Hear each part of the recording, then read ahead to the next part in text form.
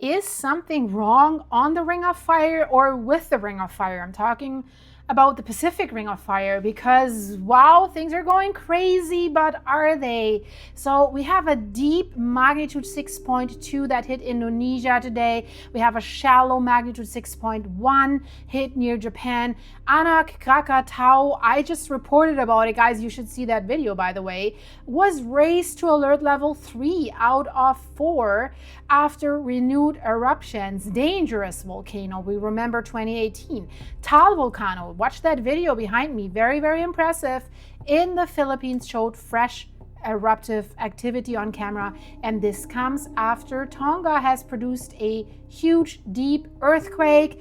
We had several magnitude 7 plus earthquakes recently, but Venezuela was struck by a rare doublet, 2 major earthquakes, only 39 seconds apart. Different faults, different volcanoes, different depth. One map. The active edge of the planet, we can say, is moving again. And let's start with Indonesia. Magnitude 6.2 just struck near Halmahera, close to Tubelo at about 121 kilometers, 75 miles below the surface. So that is deep, and we have dangerous subduction zones there all the way. So that means the rupture, if it's that deep, happened far under the islands into or inside the deeper tectonic system. Halmahera sits on one of the most complicated collision zones on Earth, we have to say. The Molucca Sea region, it's basically squeezed between island arcs, smaller crustal blocks, and the Western Pacific plate system. So it's not a clean fault line. It's basically, we have to call it like it's crushed geology. That doesn't sound good. It sounds a little bit chaotic, but that's what it is. We have deep earthquakes there. We have shallow earthquakes. We have volcanic arcs. We have subduction, collision. Of course, we have magma if we have subduction. And we have water. Water meaning tsunami. So everything that makes the Western Pacific dangerous is packed into this region. And then Japan moved. Magnitude 6.1 struck the southwestern Ryukyu Islands at only a depth of 10 kilometers, 6 miles deep. Ryukyu Islands, Ryukyu Trench, yeah, big culprit, dangerous culprit. Indonesia quake was deep. Japan quake was shallow. Shallow quake puts the rupture closer to islands, coastlines, ports, roads, and buildings. Officials reported no tsunami threat from this Japan event, but the location, guys, it belongs to a dangerous tectonic arc that is between Taiwan, Okinawa, and southern Japan. This is where we can say oceanic crust is forced down beneath another plate. And of course, that process creates trenches. It creates island arcs, it feeds volcanoes, and of course, it feeds these and produces these offshore earthquakes. Then we have, I mentioned it, Anak Krakatau changed alert level, ash emissions, land rise, gas emissions, lava lake in the crater. Renewed eruption activity, we have to say. This volcano sits in the Sunda Strait between Java and Sumatra, basically inside the same volcanic system that is linked to one of the most catastrophic volcanic disasters in recorded history. 1883, Krakatau exploded and collapsed, generated massive tsunamis across the Sunda Strait. About 36,000 people lost, and more than 34,000 of these were lost in the tsunami, not in anything else. Largest recorded wave in Banten reached about 41 meters or 135 feet. 135 feet, guys, from an underwater volcano, from a volcano collapsing. At the west coast, the big one, the Cascadia Fault, they're expecting waves up to 100 feet, which is bad enough, right? 30 meters. But these waves here, Krakatau, a 13-story building. But then it grew back inside the old caldera. This is what caused a catastrophe in 2018, when it proved the danger was still alive. During eruptive activity, that new cone collapsed and created a tsunami across the Sunda Strait into western Banten on Java and southern Lampung and Sumatra. 437 people lost their lives, more than 30,000 injured, more than 30,000 people displaced. Waves over 80 meters, 260 feet near the volcano were measured on nearby islands. But also on heavy populated coasts, the run-ups were significant. And that tsunami was not caused by an offshore megathrust earthquake like we normally think, like Japan 2011, 2004, right? Or like hopefully never, but it will happen, the West Coast, the big one, the Cascadia Fault. So it came from the volcano losing part of itself into the sea, and that's the danger at Etna. I've made quite a few videos about it. You should watch them. Really, really interesting. Now alert level 3 at Anak Krakatau. Danger zone is close around the active crater, right? So we have to watch that. That's the Sunda Strait danger.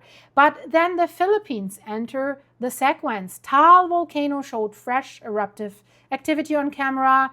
Taal is an interesting volcano because the volcano sits inside the Taal Lake that is about 50 kilometers, 31 miles south of Metro Manila. So it's famous for sudden steam-driven and phreatomagnetic bursts. Basically, this is when hot volcanic material, gas, groundwater, or crater lake water interact violently. So water flashes into steam, pressure rises, ash and steam shoot upwards. So Taal gives viewers, basically we can say, the visual proof of a restless volcanic system. But the bigger story here is the full Pacific Ring of Fire. Earthquakes and volcanic eruptions do not happen randomly across the planet. They concentrate along tectonic plate boundaries, and the tectonic plates are always moving. And I made an interesting video recently, searched for it on my channel start page. Tectonics is the reason why life on Earth is possible. Other planets do not have that. Very, very interesting. So Pacific Ring of Fire is the largest and most active example. It wraps around the Pacific Ocean in a horseshoe-shaped belt that is roughly 40,000 kilometers or 25,000 miles long. It runs from the southern tip, basically, of South America up the western coasts of Central North America, past Alaska, the Aleutians, across Russia, Kamchatka. We had a magnitude 8.8 megathrust event there last year. Goes down through Japan, Philippines, Indonesia, Papua New Guinea, towards New Zealand. We just had a big Tonga megathrust earthquake. So this is where the Pacific plate meets many surrounding plates, and in some places these plates collide. In some places, they slide past each other. In the most dangerous sections, one plate sinks beneath another in a process called subduction. These are the ones that produce the bad stuff, the megathrust earthquakes and these mega tsunamis. Sinking slab builds enormous stress in the crust, and when that locked and loaded section breaks, the result can be a catastrophic earthquakes. And this is where many volcanoes come from, right? The belt contains most of the planet's strongest earthquakes and a huge share of its active volcanoes. Roughly 90% of the world's earthquakes are often linked to the Pacific Ring of Fire. About 75% of Earth's active volcanoes sit along it, and roughly 452 volcanoes are commonly associated with the Pacific Ring of Fire, but the name can mislead as well. The Ring of Fire, I want to make that clear, it's not one continuous crack or something like this. It's not one gigantic volcano chain erupting at the same time. It's a network. It's a network of trenches, island arcs, faults, slabs, volcanoes, collision zones, all around the Pacific. So a quake in Japan does not automatically cause an eruption in the Philippines. I want to make that clear. A volcano in Indonesia does not automatically trigger an earthquake in Alaska. Most earthquakes along this belt come from the plate movement, not volcanic eruptions. But the same tectonic engine is creating both hazards, right? Subduction breaks the crust, subduction feeds magma, subduction builds pressure under the ocean and under the islands. So let's have a look back at today's map. Indonesia 6.2 under Halmahera. Japan near Ryukyu Islands. Anak Krakatau level 3. Taal fresh eruption. Tonga huge deep earthquake earlier this year. We still see the aftershock.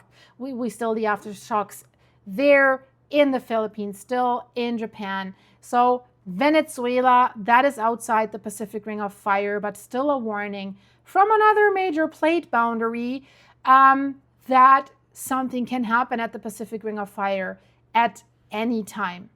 So I will watch it for you. It is right now a little bit above the norm with what we see, what is happening, but it's not something that we can say, oh, the Pacific Ring of Fire is exploding. It's all like triggering, like a domino effect that is racing across the Ring of Fire. You have to be aware. We, on average, have 16 magnitude 7+ earthquakes every year spread over the globe, and many, many others. So I can say, whoa, watch out. There's going to be a big one very, very soon, because there will be 16. The year has 12 months, 16 earthquakes, right? So that's why. Do not think everything's collapsing or everything is going, I don't even know, to extinction levels. It is something we look at, but most of the bigger ones that we see, this magnitude 6, they're still aftershocks from the big earthquakes that we just had. So we have to watch where they are. We have to watch each system. Sometimes it's a local fault that has been triggered and that can cause danger in a local area or a more widespread area. So we have to watch this, we have to analyze this, and then we have to give a warning, right? So I'm going to do that for you, and I hope you like it. If you did, like, hype, and subscribe, and watch that video on the end screen, because I promise you what you will see there will absolutely blow your mind. So watch it here. I see you in a second. Bye-bye.